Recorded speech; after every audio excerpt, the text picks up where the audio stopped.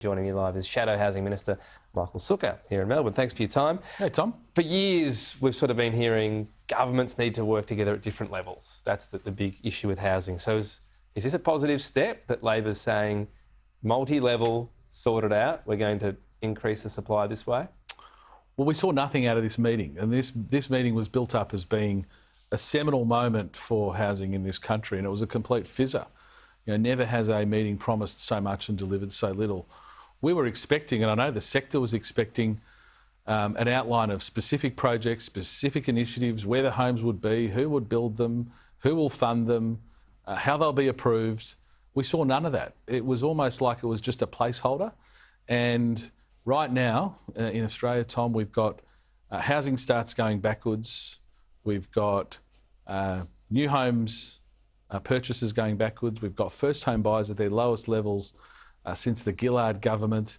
On every single metric, housing is getting worse in Australia, and there's nothing, quite frankly, out of that meeting, Tom, that would give anyone who was struggling to pay their rent, struggling to pay their mortgage, or struggling to save for a home, any cause for optimism. The housing sector that you mentioned was broadly welcomed.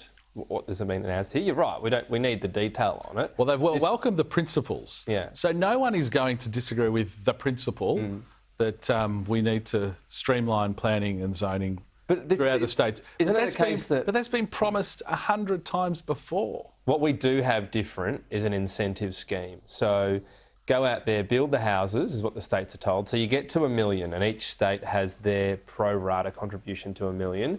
Beyond that, each home you built, $15,000 from the federal government. That's a real incentive, isn't it? So that can tip the scales. I don't think it will be. We had in October a aspiration for 1 million homes from this government. It was deliberately an aspiration, not a promise, an aspiration.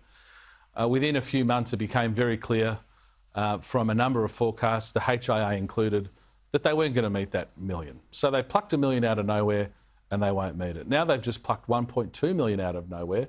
And equally, they will not meet it. It's a bit early to say that, isn't it? Unless we're early on in this Well, we need to see what the specific programs are. Aspirations and media releases and headlines of we're going to work more closely together is fine, but we've had months in the lead up to this meeting. We are now nearly 18 months into the life of this government. We've got a housing crisis right now, largely of Labor's making, and there's no urgency. People are expecting out of this meeting concrete plans. As I say, where are the homes being built? What are the projects? We've got none of that. So I think the reality is we've heard it all before from this government, and they haven't been in power long when you say heard it all before. Well, they missed their million. They've already missed their 1 million home target. They've missed it already if it's a 5-year target. Because on every single measure, so detached housing, for example, HIA, which this is not a partisan body, the HIA have forecast that next year detached homes will be down to 94,000. In 2021, they were nearly at 150,000. So they're behind on those. They're already behind. So the minute you get behind, you can never catch up. It's extraordinarily difficult to catch up, I can tell you. Maybe they'll be. If you're behind after 6 months, Tom, I can tell you're not going to make up that shortfall. I'm in Melbourne, so I'll point out Carlton. They were behind, and suddenly they're back in the 8. Well, there is always exceptions to these rules in a footy context. So we spoke to the New South Wales Minister earlier this week, and she said, we're confident we can do this. We'll build our share, which I think was 300,000 of $1 million, and then we want to go and be above and beyond that. And they're going to do that by putting the hardwood on the councils. Some councils are working well with them, others that are not. They said we're going to overrule them, no more NIMBYism. Is that the attitude? Do you agree with that attitude? I'm not surprised that a New South Wales Labor minister has sung from the same hymn sheet as Anthony Albanese. The truth is, I think as Australians, believe it when we see it. But is that the right attitude to what we need to do? Are councils a problem in Australia? I think state governments are the biggest problem. I think state governments are the biggest problem.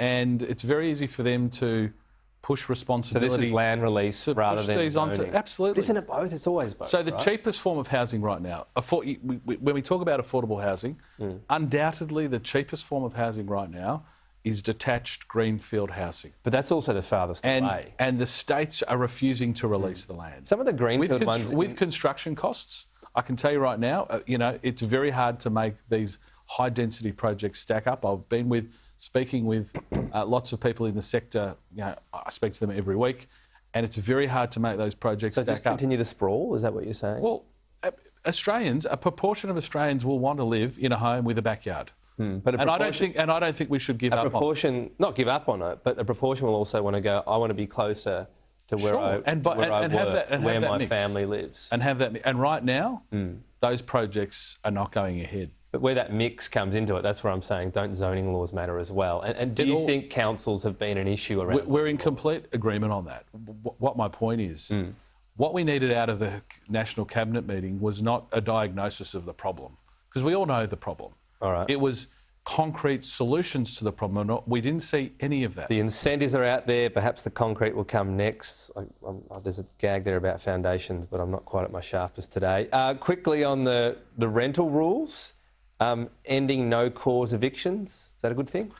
Look, I think what was announced on rentals are very much around the edges, and one other change there in respect. One rental increase per year, which is the standard for the vast majority. But limiting that, fair enough. I think they're fine changes. We don't object to them. But the truth is that we need to focus on how we incentivise people to invest in more rental stock, and the answer is not going to be what the Labor Party and the Greens, I think, are moving towards, which is making it harder for people to own investment properties, because if they... How are Labor moving towards that? Well, we've seen the Labor Party at a state level, particularly here in my home state of Victoria, flying kites on these issues, playing footsies. Yeah, that's true, but not playing footsies with it. Well, Anthony Albanese and Daniel Andrews are factionally aligned, so they're very close.